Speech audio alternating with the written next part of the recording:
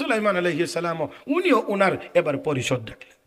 قال يا أيها الملأ أيكم يأتيني بعرشها قبل أن يأتوني مسلمين। সুলাইমান আলাইহিস সালাতু ওয়াস সালাম বললেন পরিষদের সামনে, বিলকিস আমার দরবারে আসার আগে আগে তার সিংহাসনটা কে আমার দরবারে হাজির করে দিতে পারবা? বিলকিসের সিংহাসন 7টি তালাবদ্ধ গেটের ভিতরে থাকে। আল্লাহু আকবার কোন। 7টা তালাবদ্ধ গেটের ভিতরে বিলকিসের সিংহাসন। সুলাইমান আলাইহিস সালাম এখানে বসে বলতে আছেন, কে পারবা এই সিংহাসনটা আমার দরবারে হাজির করে দিতে? এবার একজন দাঁড়াইছেন, ক্বালা ইফরিতুম মিনাল জিন আনা আতিকা বিহি ক্বাবলা আন তাকুমা মিন মাকামিক ওয়া ইন্নী আলাইহি লাকাওয়িয়্যুন আমিন। আল্লাহর পয়গম্বর, আপনি যে এখানে যেই মিটিং এ বসা আছেন, যেই মজলিসে বসা আছেন, আপনি এই মজলিস শেষ করে মিটিং শেষ করে ওঠার আগে আগে আমি সিংহাসন হাজির করে দেব। এই কথাটা যে বলেছে সে হলো জিন। জিন জিন জিনের গতি মানুষের চাইতে, জিনের গতি মানুষের চাইতে বেশি বেশি বেশি। এই জন্যই তো আমার আল্লাহ আসমানের সীমানা খোঁজার ক্ষেত্রে আগে জিনদেরকে বলেছেন, আগে মানুষদেরকে বলেছেন পরে। ইয়া মাশারাল জিন্নি ওয়াল ইনস ইন ইসতাতাতুম আন তানফুযু মিন আকতারিস সামাওয়াতি ওয়াল আরদ ফানফুযু লা তানফুযুনা ইল্লা বিসুলতান فبأي آلاء ربكما تكذبان।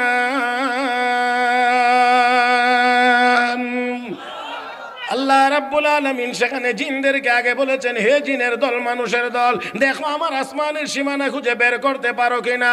আপনাদের কি মনে হয় বের করতে পারবে? আরো আসতে বলেন, বের করতে পারবে?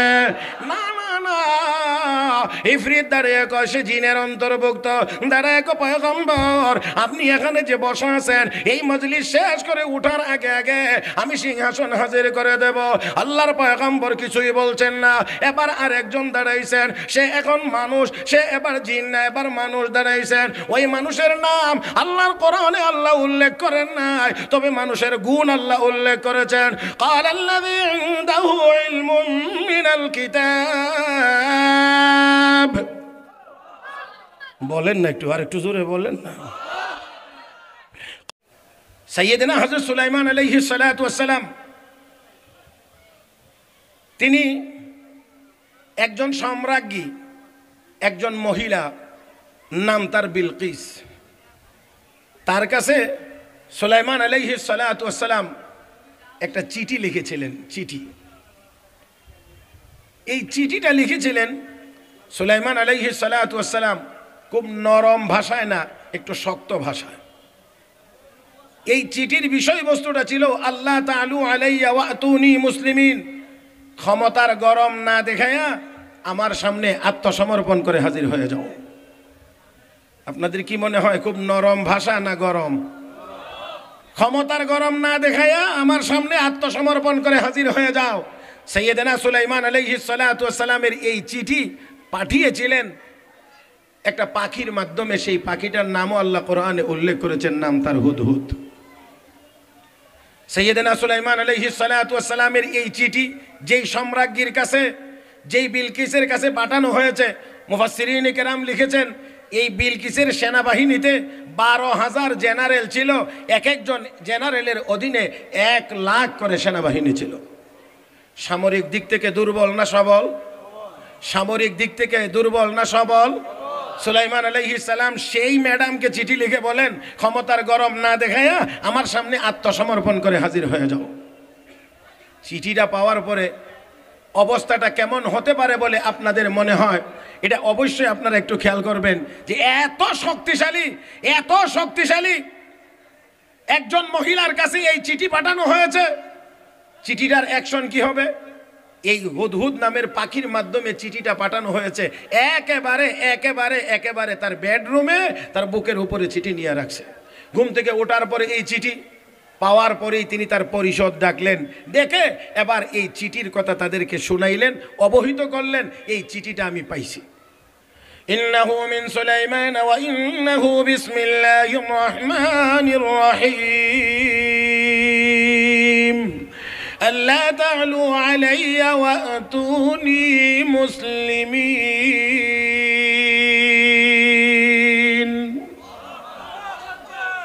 এই হলো চিঠি বিষয়বস্তু। এবার বিলকিস তার পরিষদের কাছে মতামত পরামর্শ চাচ্ছেন। قالت يا أيها الملأ أفتوني في أمري ما كنت قاطعة أمرا حتى تشهدون। হে আমার পরিষদের লোকেরা, তোমরা আমাকে এই ব্যাপারে পরামর্শ দাও। চিঠি তো পাইলাম, আর চিঠির মধ্যে তো বলা হয়েছে আত্মসমর্পণ করে চলে যাওয়ার জন্যে, আত্মসমর্পণ করে হাজির হওয়ার জন্যে। বলো আমরা কি করব? চূড়ান্ত তোমাদেরকে জিজ্ঞাসা না করে তো আমি কোনো বিষয়ে চূড়ান্ত ফয়সালা গ্রহণ করি না, সিদ্ধান্ত নেই না। বলো তোমরা এখন কি করব? বুঝেন না, জেনারেলরা তো নরম না গরম? তারা তো গরম। এবার গরম, তারা গরম ভাষণ দিয়ে বলে নাহনু উলু কুওয়াতি ওয়া উলু বাসিন শাদীদ ওয়াল আমরু ইলাইক ফানজুরি মাযা তা'মুরিন। ম্যাডাম বলেন কি আপনি আত্মসমর্পণ করবেন? খালি হুকুম দেন, দেখবেন কি করি। কথা বুঝেন নাই? জেনারেলদের কথা তো এরকমই হবে। আপনি একটু অর্ডার দেন, অর্ডার দিলে দেখবেন কি করে ফেলি আমরা, সব কিছু তছনছ করে ফেলবো। ম্যাডাম বড় বুদ্ধিমতী, বিলকিস বড় বুদ্ধিমতী। বুদ্ধিমতী হওয়ার কারণে কয় ঠিক আছে বুঝলাম, তোমাদেরকে অর্ডার দিলে তোমরা অনেক কিছু করে ফেলবা, তো একটু বলো তো এই চিঠিটা আমার বেডরুম পর্যন্ত গেল কিভাবে? ফিরাইতে যে পারলা না? এই ঠিকটা আর একটু জোরে কোন তো দেখি। এই চিঠিটা কিভাবে গেল? আমার বেডরুম পর্যন্ত গেল কেমন করে? তোমরা কোথায় ছিলা? দেখলা না যে কেউ ফিরাইতে পারলা না? সেই জন্য মনে রাখতে হবে, মনে রাখতে হবে নবুয়তি শক্তির সামনে দুনিয়ার কোনো শক্তি চলে না, চলতে পারে না। এই কথা বললে সবার মধ্যে একটু চিন্তা আসছে, কথা তো ঠিক। এই চিঠি গেল কোন দিক দিয়ে? চিঠিটা গেল কিভাবে? মহিলা এবার বলতেছে শোনো, আমি আগে একটু পরীক্ষা নিরীক্ষা করে দেখে নেই। চিঠি যেহেতু এত কিছুর পরে, তোমাদের এত নিরাপত্তা বেষ্টনী থাকার পরেও চিঠিটা যেহেতু ফিরাইতে পারলা না, চলে এসেছে, তাহলে অবশ্যই একটু বোঝার ব্যাপার আছে যে আসলে উনি নবী কি না, আগে একটু যাচাই করে দেখে নেই। সত্যি যদি নবী হয় তাহলে ওনার বিরুদ্ধে মোকাবেলা করে কোনো লাভ হবে না, আর যদি নবী না হয় তাহলে আমরাও তাকে ছেড়ে দেব না। এই সিদ্ধান্ত নিয়েছে, পরীক্ষা করবে সাইয়েদনা হযরত সুলাইমান আলাইহিস সালাতু ওয়াস সালাম। হুদহুদ কিন্তু তখনও একেবারেই নিকটে আছে, সবকিছু দেখতেছে, সবকিছু শুনতেছে। কি আলোচনা, পরীক্ষা হবে কিভাবে? একটা কথা মনে রাখতে হবে, সব সময় পরীক্ষা হয় দুনিয়া দিয়ে, টাকা দিয়ে, পয়সা দিয়ে, অমুক দিয়ে, তমুক দিয়ে। আমরা মুসলমান বুঝি না, বুঝতে চাইও না। আমরা তো টাকার বিনিময়ে বিক্রি হয়ে যাই। এত আসতে বললেন যে এটা আমার মনে হয় হক আদায় হয় নাই। বহু নামদারি মুসলমান টাকার বিনিময়ে ইহুদি, খ্রিস্টান আর মূর্তি পূজারীদের কাছে বিক্রি হয়ে যায়। মুহতারাম উপস্থিতি, পরীক্ষা হবে কি দিয়ে? তিনটা স্বর্ণের ইট দেওয়া হবে, 100 গোলাম দেওয়া হবে, 100 বান্দি দেওয়া হবে। গোলামের গায়ে বান্দির পোশাক, বান্দির গায়ে গোলামের পোশাক, পুরুষের গায়ে মহিলার পোশাক, মহিলার গায়ে পুরুষের পোশাক। বুঝতে পারে কিনা, টের পায় কিনা? মুহতারাম হাজিরিন, যখন এই সবগুলো চূড়ান্ত হয়েছে, তিনটা স্বর্ণের ইট দিবে, 100 গোলাম বান্দি, 200, 100 গোলাম, 100 বান্দি, পুরুষ 100, মহিলা 100, চূড়ান্ত ফয়সালা। এবার হুদহুদ উড়াল দিয়ে সাইয়েদনা সুলাইমান আলাইহিস সালামের কাছে গিয়ে বললেন, আল্লাহর পয়গম্বর, চিঠি হস্তান্তর করেছি, এই হয়েছে, মিটিংয়ে এই আলোচনা হয়েছে, চূড়ান্ত পর্বে আপনাকে পরীক্ষার জন্যে তিনটা স্বর্ণের ইট, 100 গোলাম, 100 বান্দি, পোশাক পরিবর্তন, এইভাবে আপনার কাছে পাঠানো হচ্ছে আপনাকে পরীক্ষা করার জন্য সত্যি আপনি নবী কিনা। সাইয়েদনা সুলাইমান আলাইহিস সালাতু ওয়াস সালাম বললেন, এমনই ব্যাপারটা, আমাকে এইভাবে পরীক্ষা করতে চায় তারা। সম্পদ দিয়ে, টাকা দিয়ে, পয়সা দিয়ে। পয়গম্বরদের কলবের ভিতরে দুনিয়ার কোনো মহব্বত ছিল না। আল্লাহ রাব্বুল আলামিন বলেন, ইন্না আখলাসনাহুম বিখালিসাতিন যিকরাদ্দার, পয়গম্বরদের কলবকে আমি আল্লাহ আখিরাতের চিন্তা দিয়ে পরিপূর্ণ করে দিয়েছি। দুনিয়ার কোনো মহব্বত তাদের কলবের ভিতরে নাই। মুহতারাম হাজিরিন, আরেকটা কথা তো অবশ্যই মনে রাখতে হবে, দুনিয়ার মহব্বত যার ভিতরে যত বেশি ঢুকবে তার দ্বারাই তত বেশি অন্যায় অপরাধ সংগঠিত হবে। আলহামদুলিল্লাহ, কোরআন হাদিসের এলেম যাদের ভিতরে থাকে, দুনিয়ার মহব্বত তাদের বড় কম থাকে। অল্প বেতনে, সামান্য বেতনে আলহামদুলিল্লাহ জাতির খেদমত তারা দিন রাত করে যায়, কিন্তু এত অল্প বেতন পাওয়ার পরেও আল্লাহর ফজলে করমে কোনো আলেম ওলামা, কোনো ইমাম মুয়াজ্জিন, কোনো মাদ্রাসার মুহতামিম শিক্ষক আলহামদুলিল্লাহ চুরির মামলার আসামি হয় না, ডাকাতির মামলার আসামি হয় না, চিন্তার মামলার আসামি হয় না। আমার বন্ধুরা, এমনকি সবচেয়ে বেশি আগ্রাসী যেই ব্যাধি আমাদের বর্তমান সময়ে মাদক, আল্লাহর ফজলে করমে বাংলাদেশের কোন মাদ্রাসার, কোন আলেম ওলামা, কোন ইমাম মুয়াজ্জিনের কাছে আজও পর্যন্ত একটি মদের বোতল পাওয়া যায় না।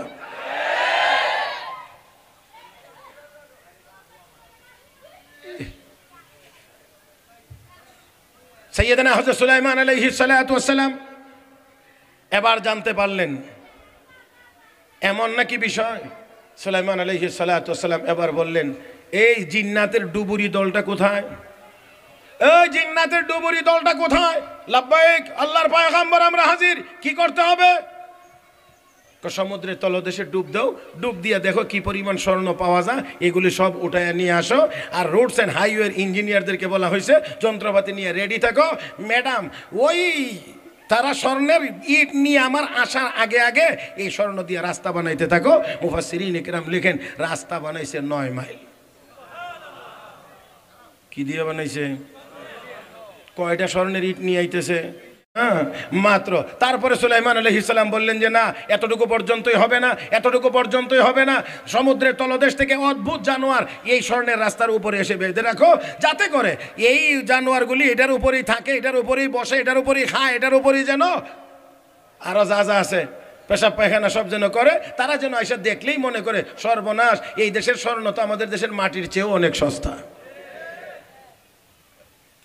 হ্যাঁ, এই বিশাল অবস্থা। তারা তো আসতেছে মনে মনে ভাবছে অনেক কিছু, এবার আস্তে আস্তে দেখে সামনে স্বর্ণের রাস্তা। সুলাইমান আলাইহিস সালামের দরবার, এখনও 9 মাইল বাকি। এখন 3টা স্বর্ণের ইটওয়ালাদের অবস্থা কি? একজন আরেকজনের দিকে তাকা, আর একজন আরেকজনের বলতেছে কি করবে, 3টা স্বর্ণের ইট নিবে না এখানেই ফেলে দেবে। কিন্তু নেত্রীর নির্দেশ নিয়ে যাইতে হবে, এই জন্যে নিয়ে যাওয়া। সুলাইমান আলাইহিস সালামের কাছে যেই মাত্র গিয়ে পেশ হয়েছে, সামনে গিয়ে হাজির হয়েছে। সুলাইমান আলাইহিস সালাম লাঠি দিয়ে গুতা দিয়ে পুরুষকে মহিলা আর মহিলাকে পুরুষ বানাইলে কেন? এটা তো হুদহুদ আগেই জানায়া দিয়েছে। আরে আগে জানায়া দিয়েছে, জানায়া দেওয়ার তো দরকার হয় না। আল্লাহর পয়গম্বর না পয়গম্বরের উম্মতের ভিতরেও তো আল্লাহ রাব্বুল আলামিন এমন ব্যক্তি রেখেছেন যারা সামনের দিকে চললেও আল্লাহ মাঝে মাঝে তাদেরকে পিছনে কি আছে সেই খবর পৌঁছায়া দেয়। আমি আপনাদেরকে এতগুলো বলতে পারি, জায়গায় চলে আসি। বলছিলাম সুলাইমান আলাইহিস সালামের কাছে কি দিয়ে পাঠানো হচ্ছে মনে আছে তো আপনাদের? স্মরণ আছে? কয়টা ইট? আর কি আছে?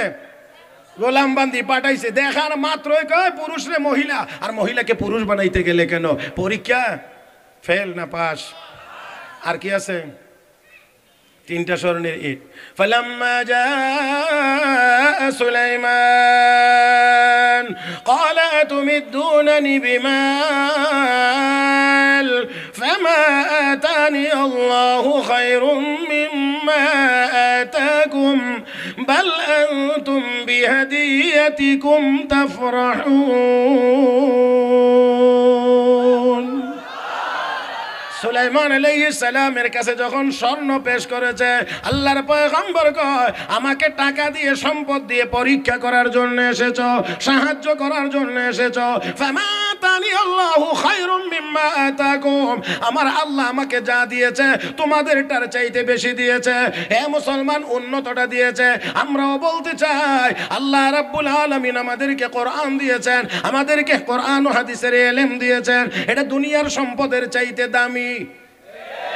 আর আসতে বলেন সাইয়েদনা হযরত আলী রাদিয়াল্লাহু তাআলা আনহু সেই জন্যই তো বলেছেন রাদিনা কিসমাতাল জাব্বারি ফিনা রাদিনা কিসমাতাল জাব্বারি ফিনা লানা ইলমুন ওয়ালিল আ'দাই মালুন। আল্লাহর কিসমত, আল্লাহর বন্টনে আমরা মহা খুশি। আল্লাহ আমাদের দুশমনদেরকে সম্পদ দিয়ে ব্যস্ত রেখেছেন, আমাদেরকে কোরআনের ইলম দিয়ে ব্যস্ত রেখেছেন। আরো আস্তে, আরো আস্তে। এই জন্য তো আমি বলি করোনাকালীন সময়ে আমাদের দেশের স্যারেরা, প্রফেসরেরা, অধ্যক্ষরা, অধ্যাপকেরা ঘরে শুয়ে শুয়ে বেতন খেয়েছে। কেউ কোনোদিন বলেন আমাদের স্কুল খুলে দেন, কলেজ খুলে দেন, ইউনিভার্সিটি খুলে দেন, কিন্তু আমাদের মাদ্রাসার এই মোল্লারা বেতন টেতনের কোনো খোঁজ খবর নাই, পাবে কিনা তাও জানে না। তারপরেও গিয়ে মন্ত্রীর ধারে ধারে ঘুরে গিয়ে কয় আমাদের মাদ্রাসা খুলে দেন, আমাদের মাদ্রাসা খুলে দেন, আমাদের মাদ্রাসা খুলে দেন। আল্লাহর ফজলে করমে সেই করোনাকালীন সময়েও মাদ্রাসাগুলো খোলা ছিল, মাদ্রাসাগুলো খোলা ছিল। আর আল্লাহর ফজলে করমে সারা বাংলাদেশে একটা মাদ্রাসার কোনো ছাত্র শিক্ষক করোনায় আক্রান্ত হয়ে মারা যায় নাই। শুধু আমাদেরকে শেখানো হয়েছিল 3 ফুট। মসজিদেও গিয়ে দেখি দাগ দিয়ে রাখছে 3 ফুট দূরে দূরে, মানে 3 ফুটে এর ফাঁকে আর কেউ দাঁড়াইতে পারবে না। হায় হায় হায়, 3 ফুট 3 ফুট 3 ফুট। আর আমাদের মাদ্রাসা কি 3 ফুট মানে ছাত্র এই গোড়াগাড়া ছাত্র 7 বছর 8 বছর 9 বছর 10 বছর এটা আলাদা আলাদা ঘুম পাড়াইলেও তো কতক্ষণ পরে গোড়ায়া কোথায় না সব একসাথে হয়ে যায়। হ্যাঁ মুসলমান। তারপরে আমাদের ওয়াজ মাহফিল, তাফসির মাহফিল সব চলমান ছিল আলহামদুলিল্লাহ। আমরা তো সেখানে বয়ানও করেছি, মাঠে মানুষও বসেছে। আবার বয়ান শেষে নামার সময় মুসাফাও তো আল্লাহর রহমতে 50, 60, 70, 80 জন মানুষের সাথে তো মুসাফাও করেছি। 3 ফুটের ভিতরে গেলেই করোনা হবে এমনটাই যদি ঠিক হইতো তো আমি মেরাজুল হকের তো 100-200 বার হইবার কথা ছিল। আল্লাহর রহমতে একবারও হয়েছে না। আলহামদুলিল্লাহ, আলহামদুলিল্লাহ, আলহামদুলিল্লাহ। আমার ভাইয়েরা, আমার বন্ধুরা, তাহলে আসেন, করোনারেও আল্লাহ একটা রোড ম্যাপ দিয়েই পাঠাইছিলেন। এটা আমি আপনাদেরকে সবটা বলতে চাই না। আকাশে বিমান উড়লেই পাইলট যেই দিক দিয়ে মনে চায় সেই দিক দিয়ে চালাইতে পারে না। তার সাথে ওই এটিসির সাথে এয়ার ট্রাফিক কন্ট্রোলের সাথে যোগাযোগ রক্ষা করে চলতে হয়। করোনাকেও আল্লাহ পাঠাইছে যে এমনিতে মনে হয় এমনিতে যাইতে পারবে না। মসজিদ দেখলে ডাইনে দিয়ে যাইস, মাদ্রাসা দেখলে বামে দিয়ে যাইস, ওয়াজের প্যান্ডেল দেখলে উপর দিয়ে যাইস, ভিতর দিয়ে যাইস না। আর কোন কোন দিক দিয়ে গেছে এটা আমি বলবো না, আপনারা নিজেরা দেখলেই খুঁজ দিয়ে ভাবেন কোন দিক দিয়ে গেছে। তবে আমি শুধু একটা কথা শোনাই, করোনা শুরু হয়েছে পরেই এক মাহফিলে গেছি মৌলভীবাজারে। আমাকে মৌলভীবাজার এক মাদ্রাসার এক শেখুল হাদিস, আমার খুব মহব্বতের মানুষ, খুব কাছে নিয়ে বলতেছে হযরত শুনে যান একটা কথা, কাজে লাগবে আপনার। আমাকে কি কাজে লাগবে? কত শুনেন না। আমাদের পাশের এক মসজিদের মুতাওয়াল্লি সাহেব যেই মাত্র করোনার মাত্র শুরু হয়েছে উনি মসজিদ ছেড়ে দিছে, দিয়া ওনার বিশাল বাড়ির একেবারে মাঝখানে একটা রুম বাছাই করছে। এই রুমে উনি থাকেন আর বাহিরে আসেন না। বাজার টাজার যা করা লাগে অন্য লোকে করে নিয়ে গেট পর্যন্ত দেয়, গেটে নিয়ে দিয়া তারপরে সে চলে যায়। অতঃপর উনি স্প্রে নিয়ে আসেন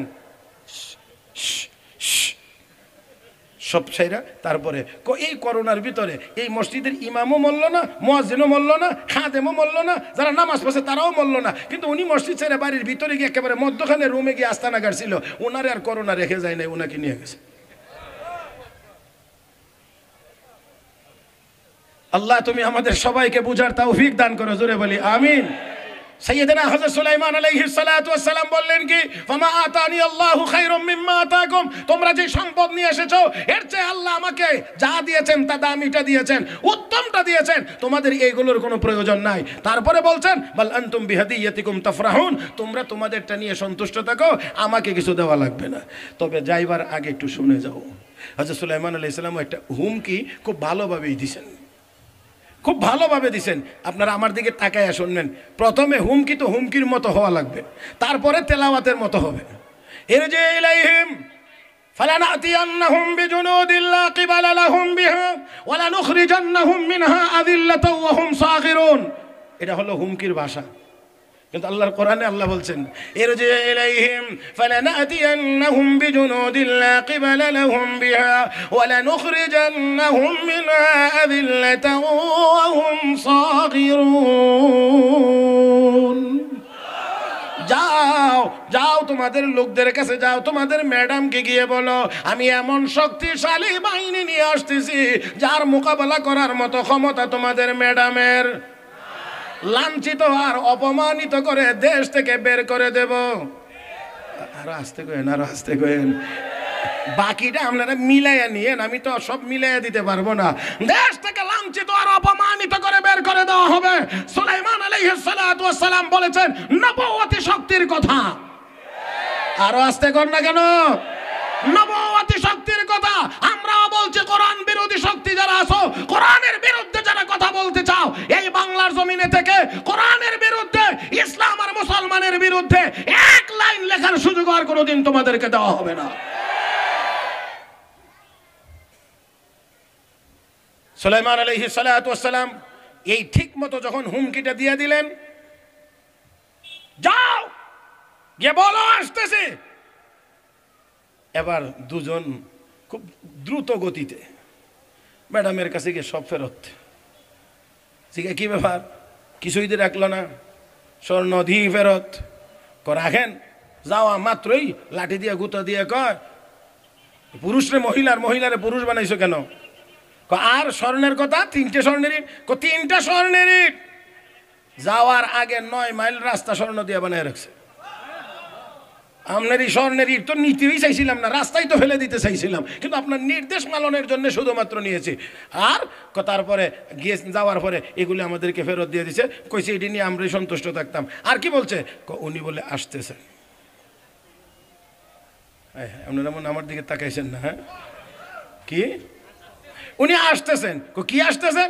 এমন শক্তিশালী বাহিনী নিয়ে আসতেছেন যে আপনি এটাকে মোকাবেলা করার ক্ষমতা রাখেন না, আর আপনাকে লাঞ্ছিত করে দেশ থেকে বের করে দেওয়া হবে। ওরে বাবারি, ভূমিকম্প শুরু হয়ে গেছে ভিতরে।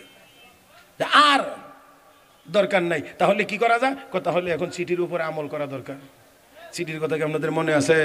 আল্লাহ তাআলু আলাইয়া ওয়া আতুনি মুসলিমিন, ক্ষমতার গরম না দেখায়া আত্মসমর্পণ করে হাজির হয়ে যাও। এখন এই চিঠির উপর আমল করা উচিত। তাহলে এবার তার বিশাল বহর নিয়ে সুলাইমান আলাইহিস সালামের উদ্দেশ্যে রওনা। সুলাইমান আলাইহিস সালাম সিংহাসনে বসা, হঠাৎ করে দেখে অনেক দূরে ধূলিঝড়, অন্ধকার হয়ে যাচ্ছে। কি ব্যাপারে এত ধুলিবালি উঠছে? কি হযরত, ম্যাডাম আসতেছে, ম্যাডাম আসতেছে। আচ্ছা ঠিক আছে, তাহলে একটা ব্যবস্থা করো। বলে কি ব্যবস্থা? নবুয়তের দরবার থেকে যেন ইমান সারা ফেরত যাইতে না পারে, ইমান সারা যেন ফেরত যাইতে না পারে, সেই ব্যবস্থাটা করো। সুলাইমান আলাইহিস সালামের তো বাহিনী আছে না নাই? কয় না কেন? নাই না আছে? আছে আছে আছে। সুলাইমান আলাইহিস সালাম উনিও উনার এবার পরিষদ ডাকলেন। قال يا أيها الملأ أيكم يأتيني بعرشها قبل أن يأتوني مسلمين।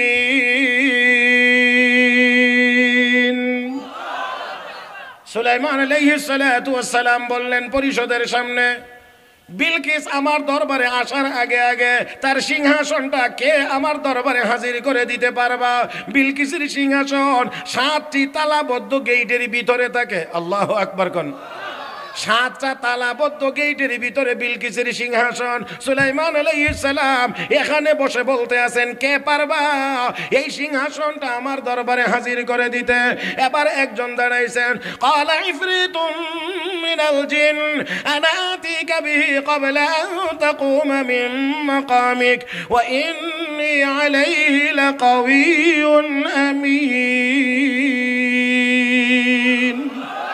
আল্লাহর পয়গম্বর, আপনি যে এখানে যেই মিটিং এ বসা আছেন, যেই মজলিসে বসা আছেন, আপনি এই মজলিস শেষ করে, মিটিং শেষ করে ওঠার আগে আগে আমি সিংহাসন হাজির করে দেব। এই কথাটা যে বলেছে সে হলো জিন। জিন জিন জিনের গতি মানুষের চাইতে, জিনের গতি মানুষের চাইতে বেশি বেশি বেশি। এই জন্যই তো আমার আল্লাহ আসমানের সীমানা খোঁজার ক্ষেত্রে আগে জিনদেরকে বলেছেন, আগে মানুষদেরকে বলেছেন পরে। ইয়া মাশারাল জিন্নি ওয়াল ইনস ইন ইসতাতাতুম আন তানফুযু মিন আকতারিস সামাওয়াতি ওয়াল আরদ ফানফুযু লা তানফুযুনা ইল্লা বিসুলতান। فبأي آلاء ربكما تكذبان।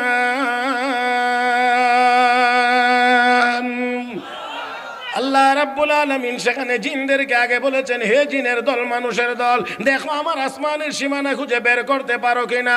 আপনাদের কি মনে হয় বের করতে পারবে? আরো আস্তে বলেন, বের করতে পারবে? না না না, ইফরিত দাঁড়িয়ে কয় সে জিনের অন্তর্ভুক্ত, দাঁড়ায় কয় পয়গম্বর আপনি এখানে যে বসা আছেন এই মজলিস শেষ করে উঠার আগে আগে আমি সিংহাসন হাজির করে দেব। আল্লাহর পয়গম্বর কিছুই বলছেন না। এবার আরেকজন দাঁড়াইছেন, সে এখন মানুষ, সে এবার জিন না এবার মানুষ দাঁড়াইছেন। ওই মানুষের নাম আল্লাহর কোরআনে আল্লাহ উল্লেখ করেন নাই, তবে মানুষের গুণ আল্লাহ উল্লেখ করেছেন। ক্বালাল্লাযী ইনদাহু ইলমুম মিনাল কিতাব। বলেন না একটু, আর একটু জোরে বলেন না। ক্বালাল্লাযী ইনদাহু ইলমুম মিনাল কিতাব আনা আতীকা বিহি ক্বাবলা আন ইয়ারতাদ্দা ইলাইকা তারফুক। আল্লাহু আকবার। এবার একজন দাঁড়াইলেন তো তার সিনার ভিতরে ছিল আসমানি কিতাবের ইলম। বলেন কি কিতাবের ইলম? এ মুসলমান, এবার যিনি দাঁড়াইলেন তার সিনায় আছে আসমানি কিতাবের ইলম। ক্বালাল্লাযী ইনদাহু ইলমুম মিনাল কিতাব, কিতাব আসমানি কিতাবের ইলম ওয়ালা মানুষটি দাঁড়াইছেন। মুফাসসিরিনে কেরাম লেখেন ওই মানুষটির নাম ছিল আসিফ ইবনে বারখিয়া। আসিফ ইবনে বারখিয়া আসমানি কিতাবের আলেম, সিনার ভিতরে আছে আসমানি কিতাবের ইলম। এই লোকটা দাঁড়ায় কয় পয়গম্বর ইফরিত বলেছে আপনার মজলিস শেষ হওয়ার আগে আগে সিংহাসন হাজির করে দেবে। আমি এতটা লম্বা সময় নেব না, আপনি শুধু একটা চোখের পলক মারবেন, এর ভিতরেই সিংহাসন আপনার দরবারে হাজির করে দেব। فلما رآه مستقرا عنده قال هذا من فضل ربي ليبلوني أأشكر أم أكفر ومن شكر فإنما يشكر لنفسه ومن كفر فإن ربي غني كريم।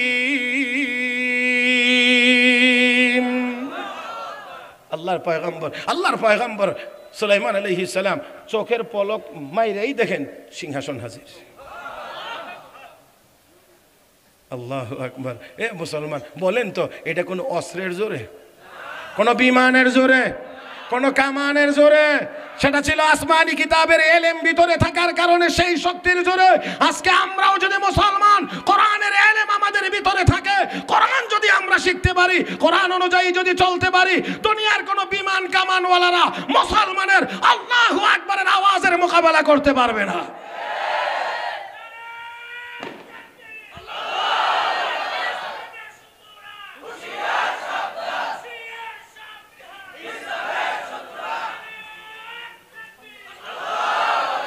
মাশাআল্লাহ মাশাআল্লাহ। শেষ সময়ে হইলেও একটা তাকবীর একজনে দিছেন, আলহামদুলিল্লাহ আলহামদুলিল্লাহ। মুহতারাম হাজরিন, একেবারেই আমার দিক আপনাদেরকে এই মাজমাটা ঠিক করতে আমার গাম চড়ছে। কথা বুঝেন নাই? দেখেন না, এত শীতের ভিতরে, এত বাতাসের ভিতরে আমার গাম মোছা লাগে, টের পান নাই? তাহলে আমারও তো কিছু বলা কওয়ার আসেনি না নাই?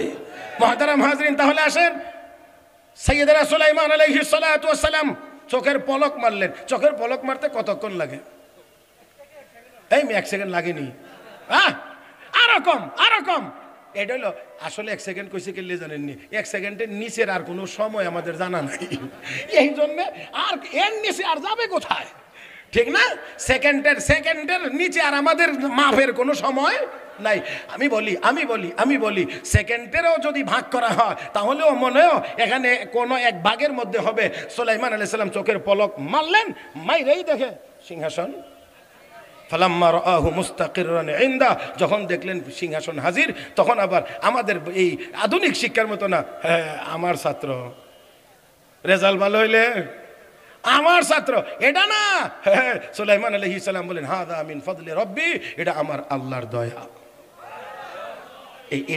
এটা হলো নবুয়তি ইলমের শিক্ষা, এটা হলো নবুয়তি শিক্ষা, এটা নবুয়তি ইলম। হাযা মিন ফাদলি রাব্বি, এটা আমার আল্লাহর দয়া, অনুগ্রহ। কেন আমার আল্লাহ দয়া করেছেন? লিয়াবলুয়ানি আশকুরু আম আকফুর, আমি নিয়ামত পাইয়া শুকরিয়া আদায় করি না অকৃতজ্ঞ হই, এটা আমার আল্লাহ পরীক্ষা করতে চান। আর ওমান শাকারা ফা ইন্নামা ইয়াশকুরু লিনাফসি, শুকরিয়া আদায় করলে তার নিজের কল্যাণ হবে। ওমান কাফারা ফা ইন্না রাব্বি গানিয়্যুন কারীম, আর যদি কেউ আল্লাহর নিয়ামত পাইয়াও অকৃতজ্ঞ হয় তাহলে আমার আল্লাহ কারো শুকরিয়ার মুখাপেক্ষী না। মুহতারাম হাজরিন, আমি যেই কথাটা বুঝাইতে চাইছিলাম তা হলো এই যে এই কোরআন যদি আমাদের সিনার ভিতরে থাকে তাহলে আমরা আর দুর্বল থাকবো না, এই পৃথিবীতে আমরাই হব সবচেয়ে বেশি সবল, কিন্তু দুর্ভাগ্য আমাদের মুসলমানের সন্তান সূরা ফাতিহা জানে না, মুসলমানের সন্তান বিসমিল্লাহির রহমানির রহিম জানে না, মুসলমানের সন্তান লা ইলাহা ইল্লাল্লাহু মুহাম্মাদুর রাসূলুল্লাহ এই কালেমায়ে তয়্যিবা ঠিকমতো উচ্চারণ করতে পারে না। আর যদি হয় আল হাইয়াতুল উলিয়া লিল জামিয়াতিল কওমিয়া, তে তো মাশাআল্লাহ বড় বড়রই দাঁত ভেঙে যাবে অবস্থা। বুঝেন নাই মনে হয়? আল জামিয়াতুল কি আল হাইয়াতুল উলিয়া লিল জামিয়াতিল কওমিয়া, আল্লাহর রহমতে একজনও ঠিক করে উচ্চারণ করতে পারছে না, 3 বার কুতা নিশানা। হায় হায় হায়, বহু মানুষ এই ওয়াজের সফরের সুবাদে আলহামদুলিল্লাহ মোটামুটি সারা বাংলাদেশে কম বেশি যাওয়ার সুযোগ হয়।